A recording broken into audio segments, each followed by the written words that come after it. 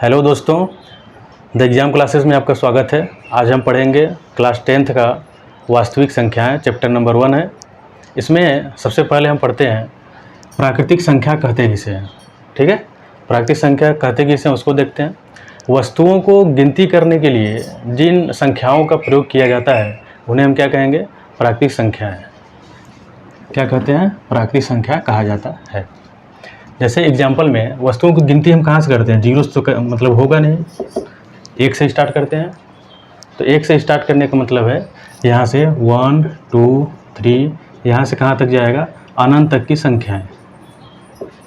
1 से अनंत तक की संख्याओं को क्या कहते हैं? प्राकृतिक संख्या। इसी तरीके से हमारा दूसरा है पूर्ण संख्याएं। होल नंबर कहा जाता है अंग्रेजी में। पूर्ण संख्याएं होती क्या हैं? यदि प्राकृतिक संख्या में शून्य को शामिल कर लें। किसको शामिल कर लें? शून्य को। ध्यान दीजिएगा, यहाँ पे शून्य को अगर हम प्राकृतिक संख्या में शामिल कर लें तो जो प्राप्त संख्या का समूह हमें प्राप्त होगा वही हमारा क्या कहलाएगा? पूर्ण संख्या। वो हमारी संख्या क्या कहलाएंगे? पूर्ण संख्या है। जैसे एग्जाम्पल में 0 1 2 3 अनंत तक की संख्या है। इसका मतलब हो गया है कि 0 से अनंत तक की संख्याएं को क्या कहते हैं? पूर्ण संख्या कहा जाता है। ऐसे ही पूर्णांक संख्याएं भी हैं, उसको देख लेते हैं। यदि पूर्ण संख्या के समूह में प्राकृतिक संख्या के ऋणात्मक मान, मतलब प्राकृतिक संख्या में क्या था? 1 2 से 3 4 5 6 ऐसे थे, उसको हम क्या करेंगे? -1 -2 -3 भी अगर हम शामिल कर लें तो क्या हो जाएगा? वो हमारे पूर्णांक संख्याएं गिने जाएंगे। जैसे एग्जाम्पल में -∞ से चलकर यहाँ पे -3 -2 -1 0 1 2 3 ये इन्फिनाइट तक जाएगा। इसका मतलब क्या हो गया? ये जो 0 है शून्य पूर्णांक है हमारा। इसके बाद 0 से दाहिने तरफ अगर हम जाएंगे तो हमारे क्या हो जाएंगे? धनात्मक पूर्णांक, क्योंकि सभी क्या है? 1 2 3 4 5 क्या है? धनात्मक में है, प्लस में है। इसका मतलब ये हमारा हो जाएगा धनात्मक पूर्णांक। और उसी तरीके से 0 से बाईं तरफ जब हम आएंगे, 0 से किस साइड? बाईं साइड, तो हमारा क्या है? सभी में 1 है तो -1 हो गया, 2 है तो -2 हो गया। इसी तरीके से क्या है? ये धनात्मक पूर्णांक था तो इधर वाला ऋणात्मक पूर्णांक हो जाएगा।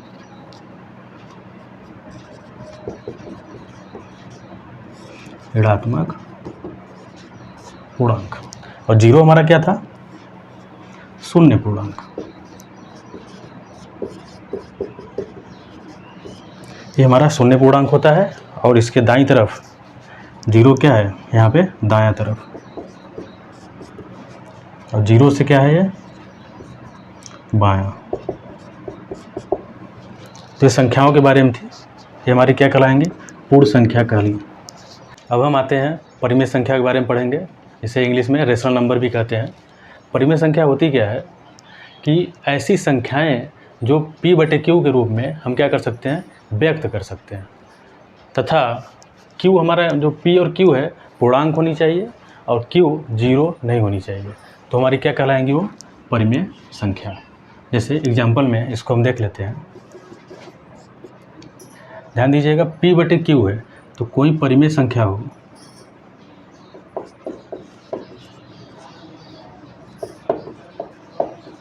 कोई परिमेय संख्या है, इसको हम P/Q मीन्स क्या होता है?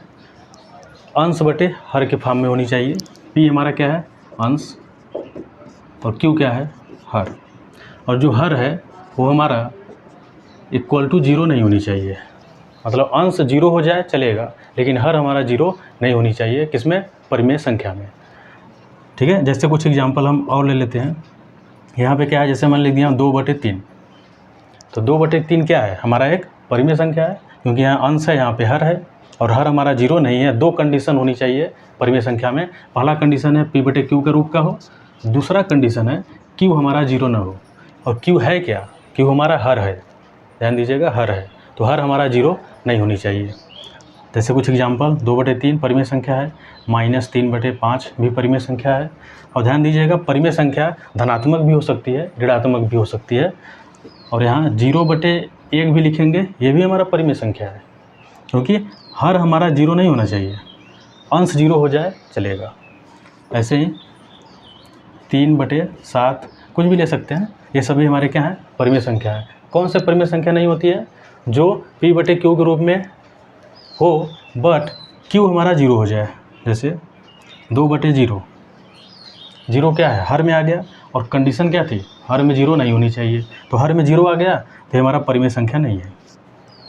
3/0 लिख दें, ये भी हमारा परिमेय संख्या नहीं है, क्योंकि हर में क्या आ गया, 0, 0 आने से ये हमारा परिमेय संख्या नहीं होगी। इसका मतलब है कि किसी भी अंश बटे हर में हर का मान अगर 0 हो जाए, अंश कुछ भी संख्या हो, जो भी वास्तविक संख्या हो, लेकिन हर अगर 0 हो जाए तो हमारा परिमेय संख्या नहीं होगा।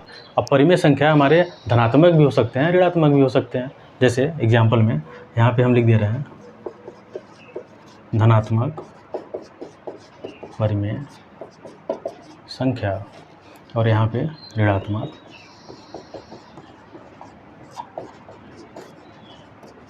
परिमेय संख्या। धनात्मक परिमेय संख्या में क्या होती है, जो अंश बटे हर होती है, पूर्णांक में तो होगा ही होगा, वो हमारी क्या हो जाएंगे, धनात्मक होंगी। जैसे एग्जाम्पल में 3/5, 3/5 क्या है, 3 भी धनात्मक है, 5 भी धनात्मक है, इसलिए हमारा क्या हो जाएगा, धनात्मक परिमेय संख्या। -5/-7, अगर इस तरीके से कहीं मिल रहा हो तो ये भी हमारा धनात्मक परिमेय संख्या है। कैसे?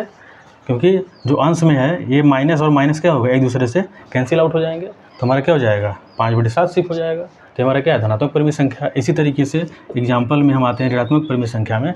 इसमें से अंश बटे हर में कोई एक ऋणात्मक होनी चाहिए, वो हमारी क्या हो जाएगी, जैसे एग्जाम्पल में 1/2 लिख दिया, और एक क्या है, माइनस में है, दोनों माइनस में, अंश भी माइनस में, हर भी माइनस में होगा, तब तो वो धनात्मक परिमेय संख्या होगा, क्योंकि अंश हर से क्या होगा, माइनस माइनस से कैंसिल आउट हो जाएगा। तो इसी तरीके से क्या है, दूसरा एग्जाम्पल, -3/5, -7/8, ये सभी क्या है, ऋणात्मक परिमेय संख्या, सभी हमारे ऋणात्मक परिमेय संख्या, ये हमारे क्या है, धनात्मक परिमेय संख्या है। अब हम आते हैं भाज्य संख्याओं पे, भाज्य और अभाज्य संख्या। इसमें हमारा अभाज्य संख्या कहते किसे हैं, उसको समझते हैं पहले। जो संख्याएं एक या फिर स्वयं खुद से कट जाए, विभाज्य हो जाए, पूरा पूरा भाग चला जाए, उसी को हम क्या कहेंगे, अभाज्य संख्या। एक और स्वयं से कटना चाहिए। जैसे एग्जाम्पल में हमारा क्या हो, 2 हो, 3, 2, 3, 5, 7, ये सभी क्या है, अभाज्य संख्याएं हैं। 2 है, 3 है, 5 है, 7 है, और भी आगे जाएंगे तो 8 नहीं है, 9 नहीं है, 10 नहीं है, 11 है, 13 है, 17 है, 19 है। इसी तरीके से ये संख्याएं जाती रहेंगे। तो हमारा इसका मतलब, कहने का मतलब है कि 2 क्या है, 2 हमारा अभाज्य संख्या होती है, और ये 1 से कटेगा या फिर 2 से ही कटेगा, और किसी से नहीं कटेगा। जैसे हम कोई संख्या ले लेते हैं 5, 5 क्या है, 1 से कटेगा, और 2 से कटेगा, नहीं कटेगा, 3 से कटेगा, नहीं, 4 से कटेगा, नहीं, सीधा सीधा अपने खुद से कटेगा। जो संख्या 5 है, 5 से ही कटेंगी। ऐसे ही 11 ले लीजिए, 11 1 से भी कटेगा, और बाकी 2, 3, 4, 5, 6 से नहीं कटेगा, सीधा सीधा किससे कटेगा, 11 से कटेगा। तो जो संख्याएं एक और स्वयं से सिर्फ कटे, वही संख्या हमारी क्या कहलाती है, अभाज्य संख्या कहलाती है। और इसमें ध्यान दीजिएगा, जो मेरा 2 है, 2 हमारा सबसे छोटा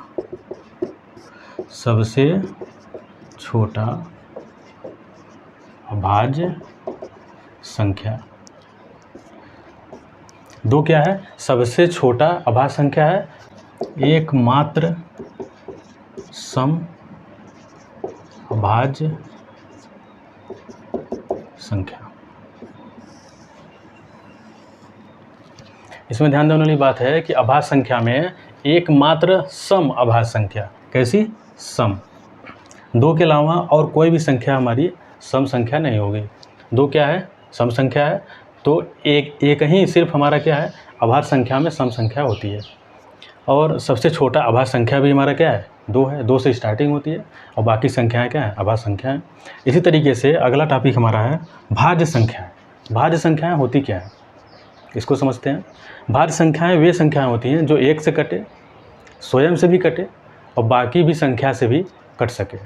ठीक है, इसका मतलब है कि स्वयं से भी कटे, एक से भी कटे, बाकी संख्या से भी कट सके। जैसे एग्जाम्पल में हम ले लेते हैं, जैसे यहाँ पे हम ले लिया 4, पहली संख्या हमने क्या ले लिया 4। अब 4 क्या है? भाज्य संख्या है। कैसे? 4 हमारा अगर इसका हम भाग दें तो 1 से भी कटेगा, 4 में अगर हम 1 का भाग देंगे तब भी कट जाएगा, 2 से भाग दे देंगे, 2 दूनी 4 तब भी कटेगा, 3 से तो नहीं कटेगा, लेकिन 4 एकम 4, 4 से भी कट गया। इसका मतलब क्या है? 1 से भी कटा, 4 से भी कटा, यहाँ 2 से भी कट गया। इसका मतलब है कि हमारा एक और स्वयं से तो कटा ही कटा, एक अतिरिक्त संख्या से भी क्या हुआ? कट गया। तो हमारा क्या है? 4 भाज्य संख्या में गिनी जाएंगी।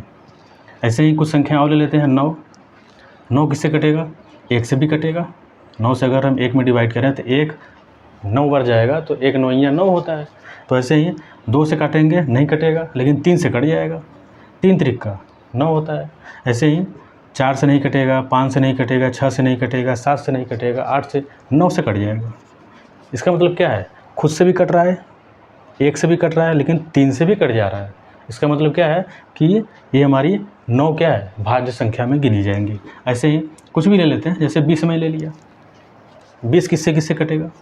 डिवाइड करने मतलब डिवाइड होता है, किसी से डिवाइड हो सकता है? 1 से भी, 2 से भी कटेगा, 2 दाम में 20 होता है। 3 से नहीं कटेगा, 4 से कट जाएगा, 4 पचहिया में 20 होता है, 4 पचे 20। 5 से भी कट जाएगा, 5 चौके 20 होता है 4 बार में। 6 से नहीं कटेगा, 7 से भी नहीं कटेगा, 8 से भी नहीं कटेगा। ऐसे ही 10 से कट जाएगा, 10 के बाद 20 से भी कटेगा। तो 20 क्या है? 1 2 3 4 5 6, 6 संख्याओं से कट जा रही है। खुद से 1 से भी कट रही है, खुद से भी कट रही है।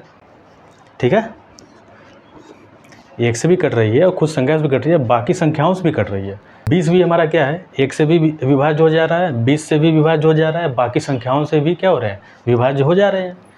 तो इस तरीके से हमारा जो भाज्य संख्याएं होती हैं क्या होती हैं? 1 से भी कटेगा, खुद से भी कटते हैं और बाकी संख्याओं से भी कट जाता है, विभाज्य हो जाता है। ये हमारी क्या कहलाती हैं? भाज्य संख्याएं। अब हम आते हैं सहभाज्य संख्या के बारे में जानेंगे। सहभाज्य संख्या होती क्या है? 2 संख्याओं का ऐसा युग्म जिसका मस 1 हो। मस मीन्स दोनों में जो उभयनिष्ठ कामन होती है, उभयनिष्ठ को ही कामन कहते हैं। ये जो मेरा उभयनिष्ठ है इसी को हम क्या कहेंगे? कामन कहेंगे। उसका म सब पर 1 होने का मतलब अभाज्य गुणनखंड हमारा 1 होनी चाहिए। तो इसमें क्या है? एग्जाम्पल में हम देखेंगे, जैसे 8 और 9, ये हमारा 2 संख्याएं ले लिए, क्योंकि यहाँ पे कहा था कि 2 संख्याओं का युग्म होना चाहिए। हमेशा सहभाज्य संख्याएं 2 संख्याओं के बीच में ही लिखी जाती है। तो 8 का क्या निकालेंगे? अभाज्य गुणनखंड निकालेंगे। 8 का अभाज्य गुणनखंड क्या होगा? 2 गुणे 2 गुणे 2 गुणे 1। तो यहाँ 2 दूनी 4, 4 दूनी 8, 8 में 8 एक कम 8 वही होगा। ऐसे ही 9 का भी निकालेंगे, तो 9 हमारा क्या हो जाएगा? 3 गुणे 1, 3 त्रिका 9 और 9 एकम 9। और दोनों में अभाज्य गुणनखंड है क्या हमारा? जो उभयनिष्ठ हो, क्या हो? कामन भी हो और अभाज्य गुणनखंड भी हो। तो गुणनखंड तो हो गया अभाज्य गुणनखंड दोनों में। अब कामन क्या है? सिर्फ 1, इसके अलावा और कोई कामन तो मतलब है नहीं, दिख नहीं रहा है। तो क्या हो गया? 8 और 9 हमारा सहभाज्य संख्या। आपस में क्या है? ये सहअभाज्य संख्या। सेकंड एग्जाम्पल पे आते हैं। सेकंड एग्जाम्पल में हम ले लेते हैं 25 एंड 26। और भी संख्या ले सकते हैं। 25 26 को हम क्या करेंगे? अभाज्य गुणनखंड पहले निकालेंगे। तो 25 का अभाज्य गुणनखंड होगा क्या? यहाँ पे 5 गुणे 5, 5 पचे 25, 25 में 1 का गुणा कर देंगे, कितना हो जाएगा?